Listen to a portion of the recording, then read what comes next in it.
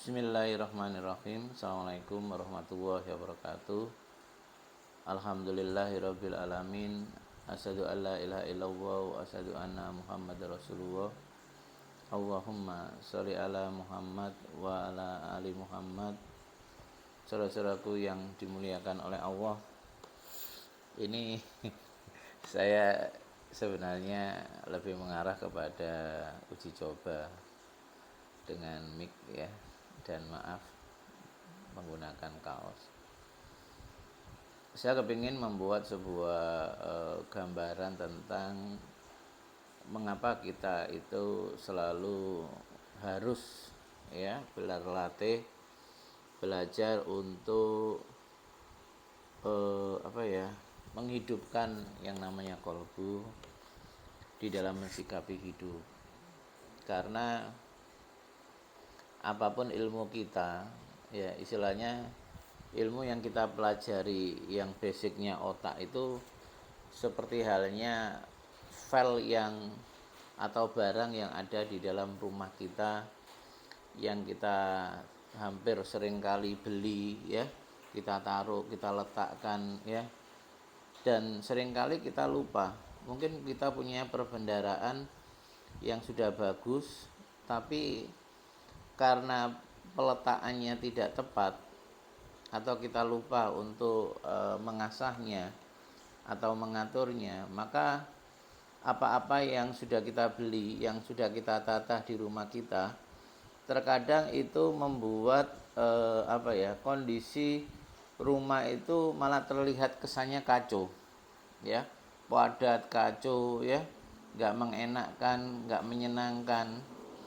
Nah, di sini Allah itu membuat satu format ya, satu format yang itu automatical, di mana apa yang kita dapatkan, yang kita peroleh dari otak selama ini itu akan mudah disusun oleh Allah lewat apa? Lewat menghidupkan kolbu tadi. Ya. Jadi lewat menghidupkan kolbu. Karena pada saat kolbunya itu hidup, maka semua apa yang kita pelajari, apa yang kita miliki, bahkan apa yang belum kita miliki, itu nanti akan disusun sama Allah menjadi sebuah sistem yang dimana di situ apa yang kita lakukan, apa yang kita lihat, apa yang kita sampaikan itu mengandung dua nilai. Nilai keilmuan ya secara duniawi, dan kita yang kedua bernilai ibadah. Jadi pada saat kita aktivitas ada dua hal yang kita dapatkan. Ibaratnya orang kerja itu tidak dapat untung tok, tidak dapat uang tok, tapi di situ juga bernilai ibadah ya, menambah iman, menambah kebahagiaan, menambah kemanfaatan untuk orang lain. Intinya dunia dan akhirat. Dua dunia itu bisa kita dapatkan dengan satu penggerak, yakni kolbu tadi. Saudara-saudaraku yang dimuliakan oleh Allah, memang untuk meyakini kolbu itu sebagai penggerak itu nggak gampang ya, nggak gampang. Kalaupun kita sudah sadar, kadang-kadang kita juga merasakan naik turun, fluktuatif ya. Dan memang semuanya itu harus kita jaga, ya harus kita jaga. Tanpa kita jaga itu tidak akan mungkin, tidak akan mungkin. Jadi oleh karena itu saudara-saudaraku, mari mulai kita belajar menghidupkan kolbu. Dengan cara bagaimana? Kita mulai berlatih untuk mensucikan diri kita. Dengan cara apa? Dengan taubat, dengan istighfar, dengan berdoa, dengan mulai ya mempelajari ayat-ayat Allah di dalam Al-Quran, Sunnah Rasul ya, maupun ayat-ayat yang ada di alam ini, termasuk di dalam diri kita sendiri, di dalam keluarga kita. Saudara-saudaraku yang dimuliakan oleh Allah, bahwa kolbu itu akan sulit kita dapatkan jika kita tidak mewaspadai bahwa kita itu sangat memerlukan adanya kolbu tersebut. Artinya gini, maaf ya, artinya gini,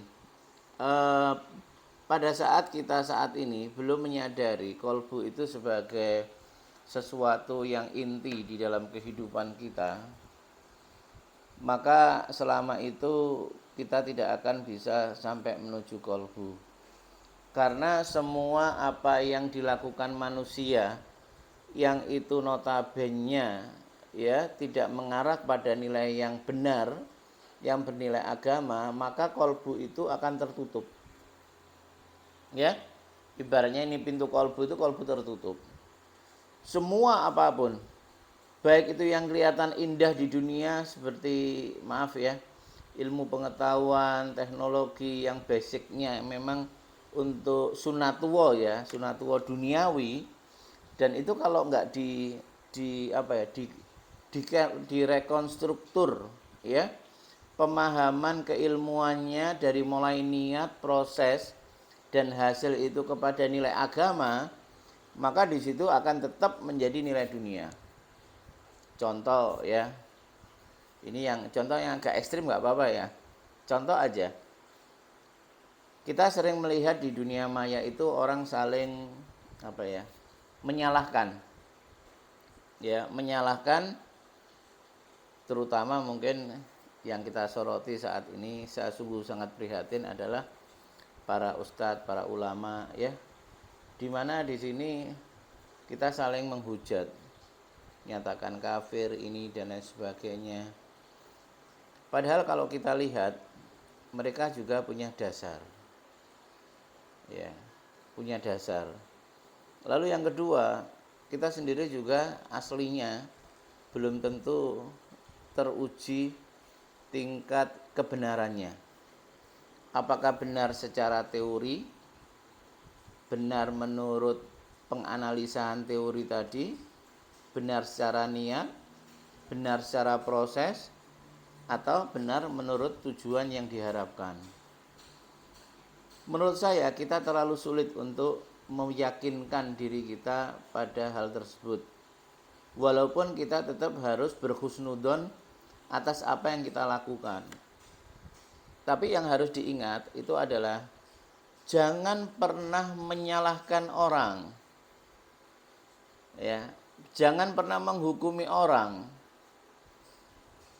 Karena yang berhak menghukumi kita itu, apalagi mengkafir-kafirkan itu adalah Allah. Karena kita tidak tahu, misalkan aja orang melakukan hal yang khilaf. Contoh di zaman Bani Abbasiyah, Umayyah atau Abbasiyah itu ya.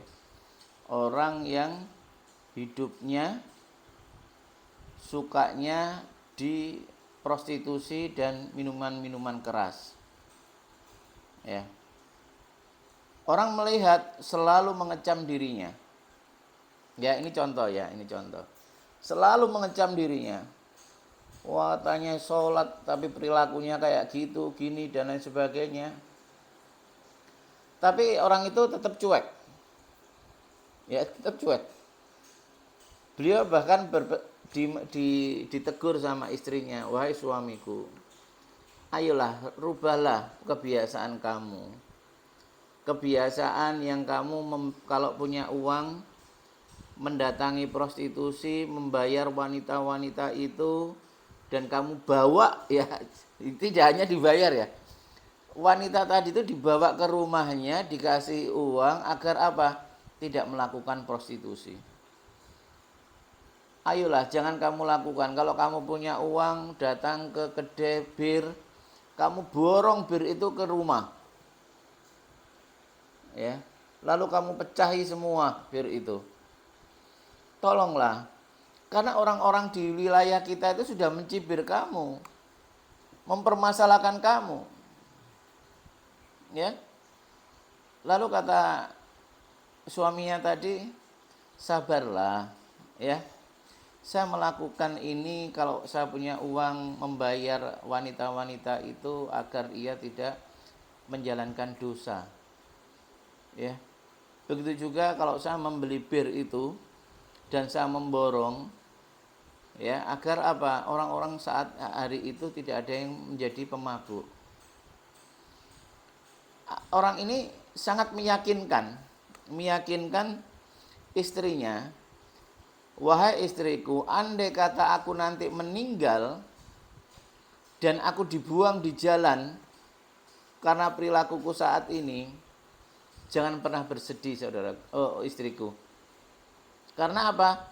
Aku telah berdoa kepada Allah, ya Rob, jika kebaikan yang aku lakukan ini ya menjadikan cibiran, menjadikan olok-olokan, dan mungkin jasadku itu akan diabaikan, ditendangi di jalan ya, maka aku mohon ya Allah, utuslah seorang raja yang mendatangi daerah ini sehingga kematianku, jenazahku itu dirawat oleh sang raja itu. Singkat cerita, ini panjang ya. Singkat cerita memang orang tuh akhirnya meninggal. Tidak ada yang menyolati, dibuang di jalan, ditendangi. Lalu di sisi lain ya di kerajaan, tiba-tiba raja ini kepingin jalan-jalan. Tapi dengan syarat satu katanya, saya tidak menggunakan kebesaran kerajaan. Kita jalan seperti naik kuda seperti pada umumnya rombongan-rombongan para musafir. Akhirnya disepakati jalanlah raja ini. Sampai di kota itu ya. Akhirnya apa? Dia melihat ada jenazah kok dibiarkan di jalan, ya nggak diurus, nggak dikafani, ditendangi. Lalu raja ini tertarik untuk mendekat, lalu bertanya, ini rumahnya ini siapa dan rumahnya di mana? Lalu ia bawa, ya akhirnya sudah tahu identitasnya, raja ini bawa ke rumah itu, lalu ditanyakan, apakah benar yang disampaikan masyarakat itu bahwa suamimu itu sukanya berkunjung ya ke prostitusi dan selalu memborong bir?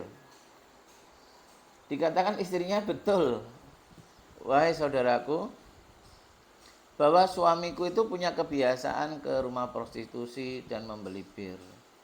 Cuman ya ia datang ke prostitusi dan mengajak wanita itu ke rumah hanya dibayar dan berharap wanita itu tidak melakukan perbuatan dosa. Begitu juga pada saat ia memborong bir ya, dibawa ke rumahnya, itu pun juga dalam rangka apa?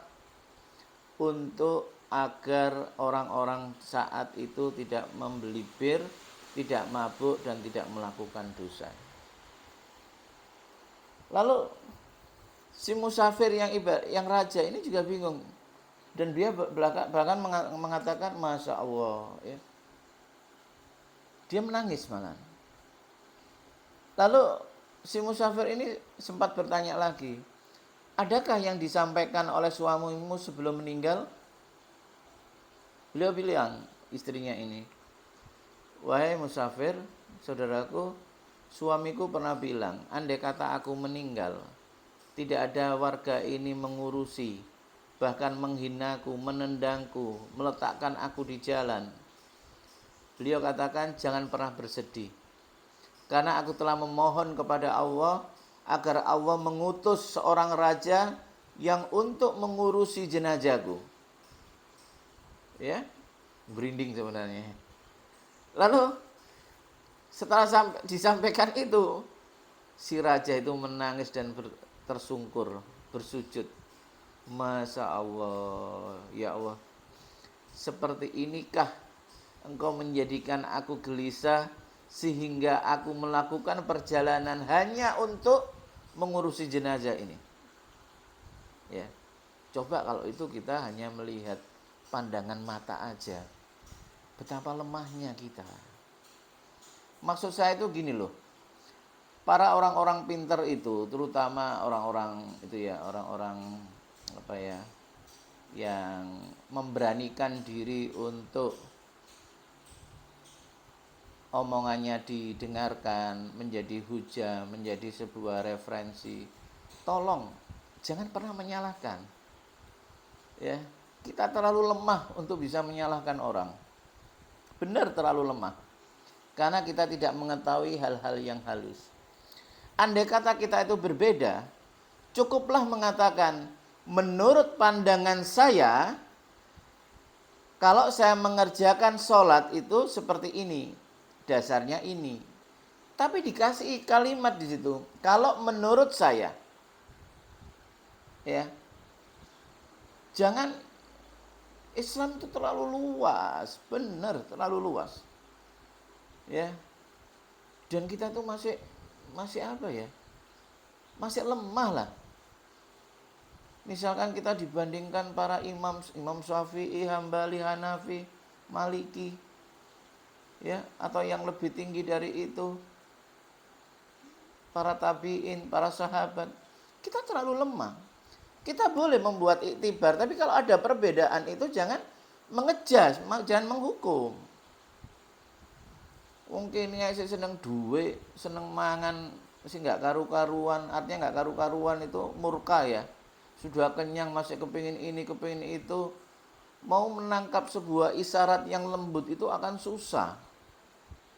Karena susah ya, ayolah kita memberikan sebuah batasan toleransi, tapi kita punya indikator. Satu contoh apa?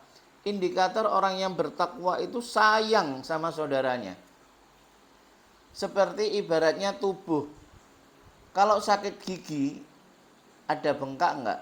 Ada panas enggak? Ada pusing enggak? Akhirnya kita terkurangi enggak aktivitas kita? Seperti itu harusnya. Jangan seenaknya aja ngomong. Yang kasihan ini umat Islam. Yang enggak paham, yang enggak ngerti, yang enggak belajar. Hanya kepingin berharap melihat YouTube, itu ia mendapatkan ilmu, mendapatkan pemahaman, sehingga ia menjadi orang yang lebih baik di mata Allah, di sisi Allah maupun di sisi manusia. Pada saat kita itu sering kali mengatakan, mengkafirkan orang, menyalahkan orang, saya jujur mengatakan, di dalam kolbu orang itu akan ada blok, ya, akan blok. Buktinya apa? Ia akan fokus kepada orang-orang yang tidak disukai atau yang berbeda tadi. Perhatiannya selalu ke situ. Omongannya selalu ke situ. Inilah pinternya blog. Karena pada saat blog itu ditutup, yang bekerja adalah egonya. Otak itu dibiarkan oleh Allah bekerja. Sesuai egonya, sesuai kemauannya, sesuai kepuasannya. Ini gawat ya. Kalau buat saya gawat.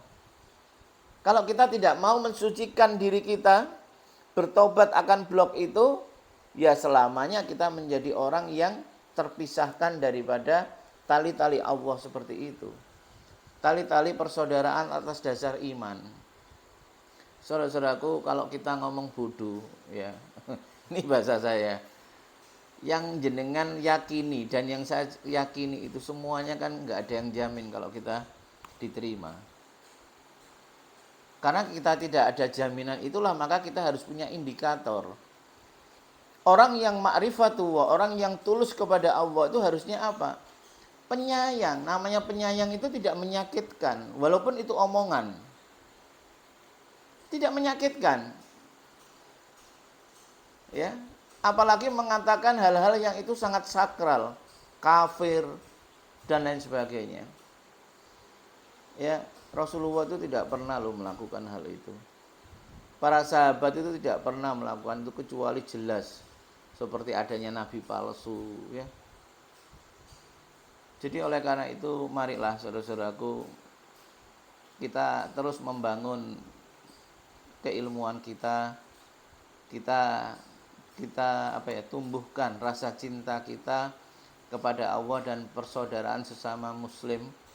Atas dasar iman itu kita upgrade terus. Untuk mengupgrade itu jangan pernah menyalahkan.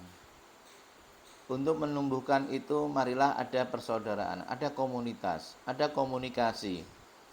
Komunikasi yang di situ tidak saling menyerang, ya.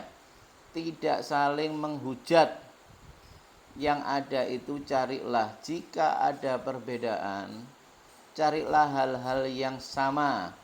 Satu contoh, kita ada perbedaan tentang pemahaman A carilah hal yang sama. Contohnya apa? Menyantuni anak yatim.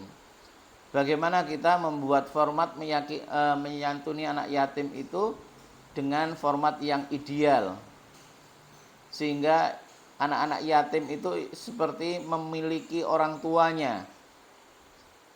Ya, bagaimana membuat format anak yatim seperti kalau dia itu mempunyai orang tua lagi, sehingga apa? Kebahagiaan, kemampuan untuk belajar ilmu agama, ilmu yang umum untuk menjadikan ia berkualitas itu bisa didapatkan, dan ini harusnya tidak ada khilafiyah.